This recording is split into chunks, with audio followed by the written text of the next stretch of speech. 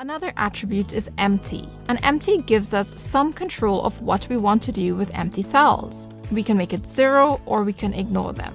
For row 6, let's have an empty cell for January 15th. That is in D6. Let's make this an empty cell. If we treat it as 0, we will type equals Sparkline. So we've got that range selected.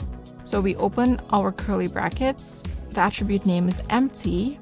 What do we want to do if it's empty? Let's say we want to ignore it.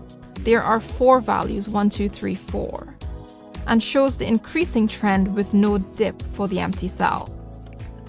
What if we wanted this to be 0? So we change the value from ignore to 0. Notice there's a dip in your line graph.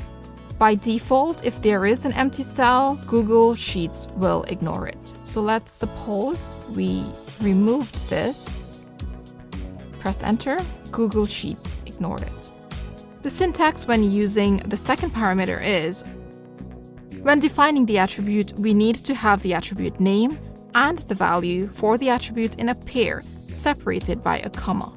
Multiple attributes are separated by semicolons. And hope you found this video helpful.